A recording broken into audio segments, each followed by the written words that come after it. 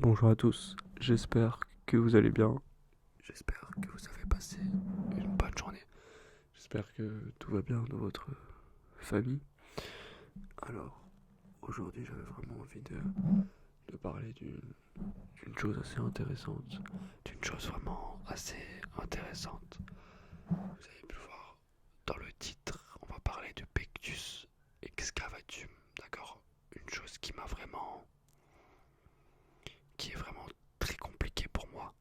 C'est assez compliqué pour moi d'en parler puisque c'est un complexe. Voilà, c'est mon plus gros complexe, vraiment, c'est un très gros complexe pour moi et j'avais envie justement de me vider un petit peu et donc de parler de ça en vidéo. Euh, voilà, donc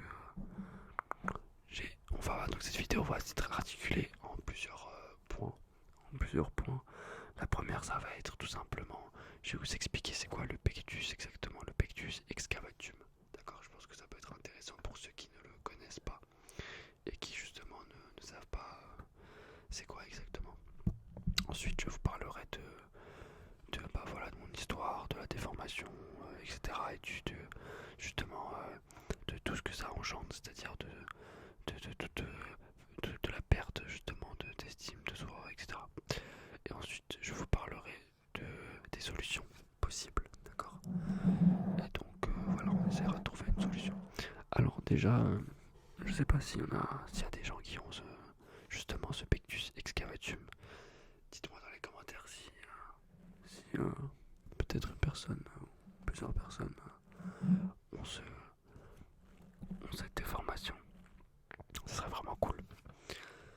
Alors, je vais vous montrer justement la déformation. Alors, je vais juste vous montrer comme ça, d'accord. Juste vous montrer comme ça, vous pouvez voir un petit peu. Alors, je vais pas mettre torse nu, on va pas exagérer. Mais en gros, voilà, si je vous montre comme ça, vous pouvez voir que là, il y a un trou. Une espèce de trou. Là, je pense que vous le voyez bien. Il y a un trou. Il y a un espèce de creux en fait. Ici. C'est mon ventre. Et là, il y a un creux ici. Alors, je pense. Toute cette partie-là est creusée en fait. Et en fait, ça, c'est dû. On va voir ensemble. Donc, je vais vous lire en gros la définition.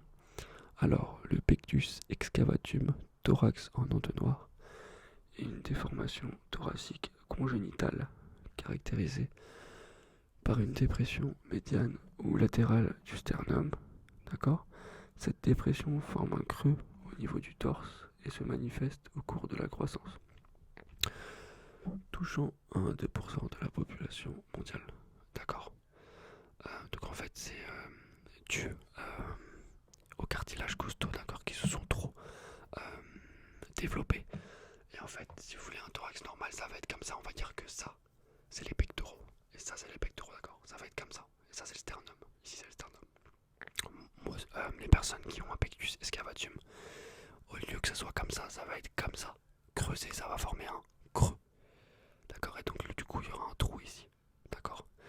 Et après, c'est plus ou moins prononcé suivant les personnes. Sur la miniature, j'ai mis une personne qui a un pectus excavatum vraiment prononcé, d'accord. Moi, c'est pas autant, mais je pense que c'est plutôt modéré, mais ça me gêne quand même énormément. D'accord. Et donc, je vais vous parler un petit peu de ça. Euh, c'est vrai que moi, étant plus jeune, j'étais vraiment très très maigre. Je suis quand même maintenant assez mince, mais quand j'étais vraiment petit, j'étais vraiment extrêmement maigre. Et c'est vrai que ça a été compliqué pour moi avec cette déformation, puisque quand on est petit, justement, au niveau du regard des gens, etc., c'est encore plus compliqué, hein, que ce soit à la piscine, à la plage, etc. C'est vraiment de plus en plus compliqué. Euh, Après, quand on grandit, ça va un petit peu mieux. Mais du coup, ça va vraiment gêner quand j'étais plus jeune, et ça me gêne encore énormément aujourd'hui. Et c'est vrai que du coup, on perd pas mal d'estime de soi, forcément, puisqu'on a l'impression d'avoir un corps complètement anormal, quoi. C'est-à-dire que voilà, on se demande pourquoi c'est nous justement qui ont cette déformation, pourquoi on n'a pas un thorax normal entre guillemets, etc. Donc ça peut être assez compliqué. Et c'est vrai que ça c'est quand même compliqué, hein. Et moi j'ai du mal je vous dis la vérité, hein, moi j'ai vraiment du mal à passer outre. Et donc voilà, j'ai beau essayer de faire. Donc on va parler justement après des solutions, justement ce qu'on peut faire, notamment la musculation, etc. Qui peut marcher, c'est-à-dire qui peut camoufler entre guillemets un petit peu le truc. Mais je vais vous mettre des petites photos, etc. Là je pense que ça va être assez, assez sympa. Alors je vais voir autre chose aussi par rapport au pectus.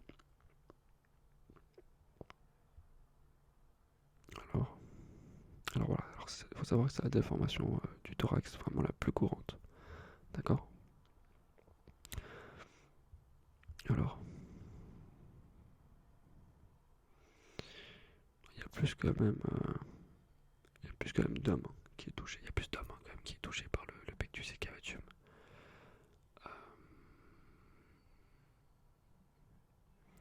Alors certaines personnes peuvent avoir justement aussi une scoliose. C'est pas mon cas, je pense. Et en fait, je vais vous montrer des photos. Mais il peut y avoir plusieurs sortes justement de malformations, plus ou moins évasées, plus ou moins creusées. On peut avoir aussi une déformation qui soit asymétrique. D'accord? C'est-à-dire qu'un côté est plus profond que l'autre.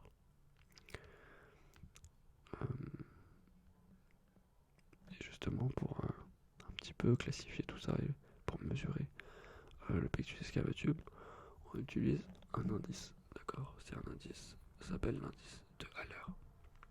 Ça s'appelle l'indice de Haller. Et ça c'est plutôt intéressant. Alors moi je l'ai pas fait justement. Mais je voulais faire une opération, je vais vous parler de ça maintenant. Sachant que je vais vous dire avant juste que bien sûr, psychologiquement ça peut être compliqué au niveau de l'image de soi, etc. Donc voilà, je vous ai déjà parlé de ça. Et un truc qui est important aussi, donc je vais vous parler justement des solutions. Qu'est-ce qu'on peut faire justement si on a ce pectus excavatum. Alors, moi ce que j'ai fait, c'est que j'ai fait de la musculation un petit peu. D'accord? J'ai fait un peu de musculation. Mais le trou restera. Enfin voilà, le trou est toujours là. Et ça, alors peut-être un tout petit peu masqué, mais vraiment pas énormément du tout, hein. C'est quasiment nul en fait. Ça c'est assez problématique, mais ça dépend des personnes. Pour certaines personnes, ça va vraiment aider. Pour certaines autres personnes, un peu moins. Donc quand même, il faut faire du sport, hein. Si vous avez un pectus excavatum, je vous conseille quand même vraiment de faire du sport, de la musculation en particulier. Vraiment, ça va vous aider à déjà développer du muscle. Et du coup, les gens vont un petit peu moins se focaliser justement sur votre trou, mais ils vont plus se focaliser sur votre musculature. D'accord? Il existe aussi une alternative à l'opération, puisque l'opération c'est vraiment en dernier recours si vous voulez.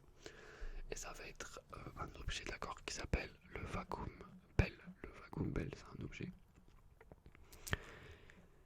Alors moi je vais sûrement l'acheter, d'accord. Je vais sûrement le prendre, en tout cas on va voir. J'essaie de contacter des marques aussi pour qu'ils puissent peut-être me l'envoyer. En gros le vacuum bell ça consiste en quoi? Je vais vous montrer une photo là, d'accord. Je vais vous montrer une photo. Vous pouvez voir que c'est une sorte de ventouse en fait. D'accord? C'est une sorte de ventouse qu'on va en placer. D'accord? On vient placer la ventouse au niveau du sternum, comme ceci. Donc on vient placer la ventouse ici. D'accord? Au bout de cette ventouse, il y a donc un petit fil. Et il y a une pompe. D'accord? On place la ventouse. On va pomper. On va pomper, pomper, pomper. Et en fait, en pompant, toute l'air qui est à l'intérieur de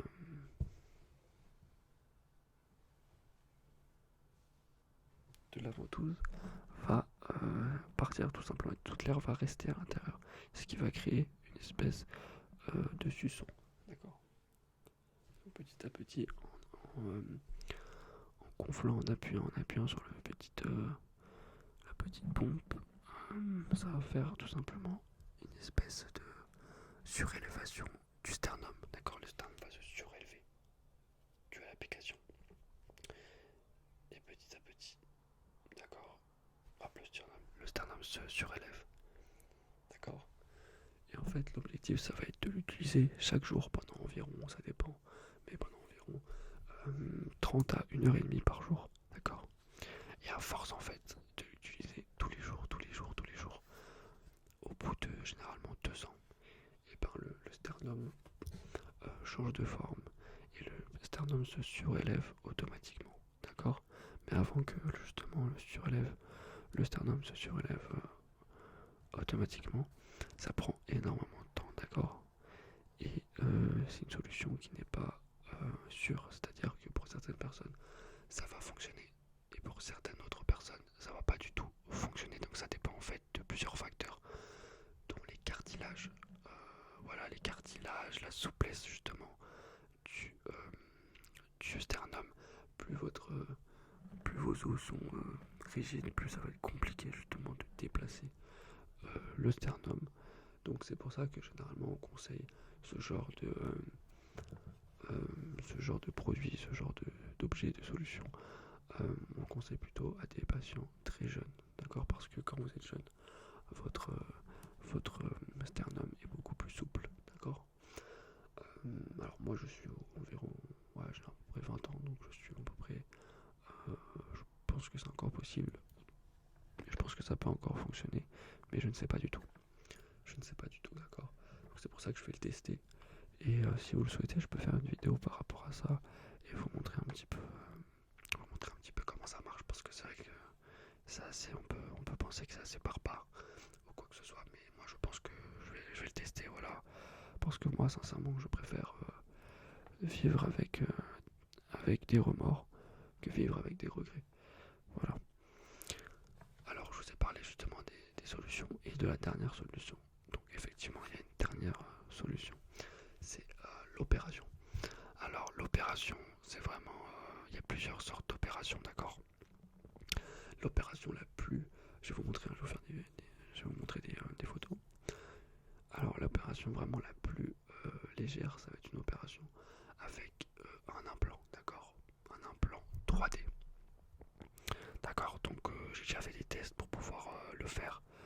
Je peux le faire, je compte le faire peut-être si justement le wagon Bell, la cloche aspirante, ne fonctionne pas. Donc ça effectivement ça peut être une option. Et c'est tout simplement, voilà, donc on va vous faire un scanner.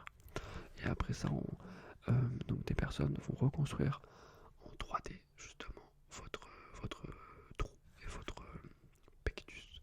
Et à partir de là, ils vont construire plutôt un implant, d'accord? Un implant en 3D. Et après, on va juste vous ouvrir au niveau du thorax et on va vous mettre l'implant au niveau du muscle sous-cutané, d'accord? C'est assez léger par rapport justement à d'autres opérations. Apparemment, c'est plutôt pas mal. Après, le souci, c'est que le résultat n'est peut-être pas optimal. Et voilà, avoir un implant toute sa vie, voilà, il faut quand même l'assumer. D'accord? Donc ça, c'est vraiment la première opération, la plus légère, hein, on va dire ça comme ça. Et ensuite, il y a vraiment une autre opération qui est peut-être la plus lourde. C'est-à-dire que c'est une opération où on va vous mettre des barres de fer au niveau des côtés. On va vous mettre 2 barres de fer au niveau des côtés pour surélever justement le sternum. Encore une fois, je vous mettrai des images. Ça, c'est assez barbare et ça, c'est quelque chose que je ne ferai jamais parce que après cette opération, il y a des douleurs énormes. J'ai pu voir sur certains témoignages qu'il y a des douleurs mais énormes par rapport à ça. Et ça, c'est vraiment pas quelque chose que je souhaite faire. D'accord, donc ça, je le ferai jamais.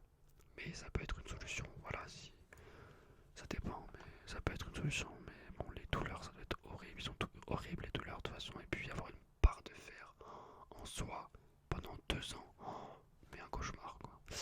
Donc ça, non merci pour moi.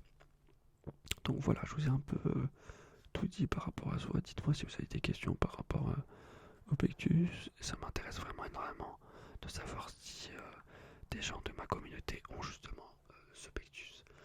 Et voilà, vous pouvez un petit peu me dire ce que vous en pensez de la déformation Est-ce que vous arrivez à vivre avec cette déformation? Est-ce que vous pensez à vous faire opérer, etc. Ça peut être super sympa qu'on discute ensemble par rapport à ça parce que c'est pas quelque chose forcément voilà, c'est plutôt quelque chose de rare. Donc voilà. Je vous souhaite une bonne journée. J'espère que cette vidéo vous a plu.